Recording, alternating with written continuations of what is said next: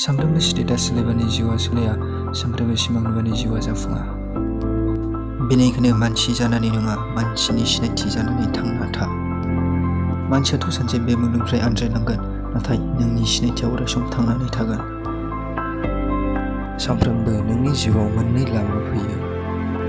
सिखार आरो गावनि गोसोबादि सिमांखौ आबुं खालाम, नङाब्ला उन्दुना था आरो गावनि गोसोबादि सिमांखौ नुनानै था। जेसेबां गोख्रै हागौ एसेबांनो गुबुन लामा सायख'।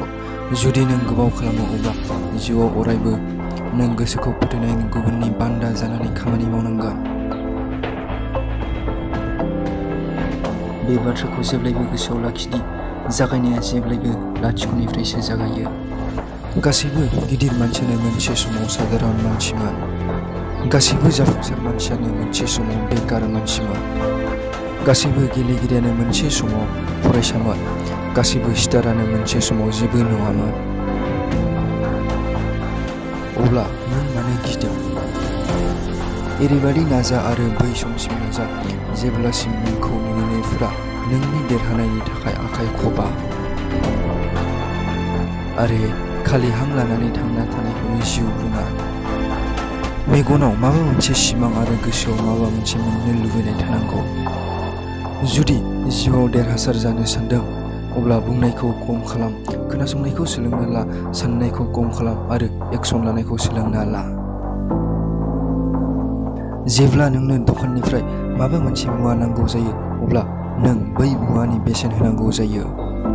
बेबादिनो गोसोबादि जिउ सोलिनो थाखाय नाजानायनि बेसेन होनांगौ जायो।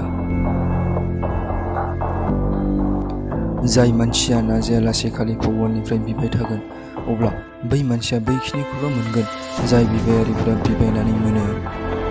बेनिखायनो जिउनि बेसेनखौ सुख'नो थाखाय अरायबो थियारि जा।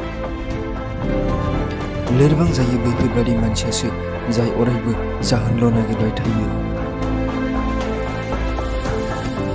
जेब्ला नोंनि गोहोआ अख्रांसिम सौहैगोन, अब्ला गोसोआव लाखि, सासे नङा सासे नोंनि गां दानस'नो फैगोन। बेयो मुलुगनि थार सैथो दि थैनायनि मुलियाव एसेबां बिस थाया, जेराव दानि जुगनि मानसिफोरनि गोसोआव गुबुननि थाखाय अगेन साननाय थायो। बेनिखायनो गुबुननिफ्राय मोननो लुबैनायखौ गारनानै बे बाथ्राखौ गावनि गोसोआव लाखिदि नोंनि अनगायनायखौ रावबो देरहासार खालामनो हाया। लोगोफोर, जिउआव मोनसेल' नियम दं, माब्लाबाबो गेजेन जाना दाथा आरो आवगायलांबाय था आरो बे बाथ्राखौ गोसोआव लाखिदि बे मुलुगाव गासैबो खामानिखौ मावनो गोब्राब नङा।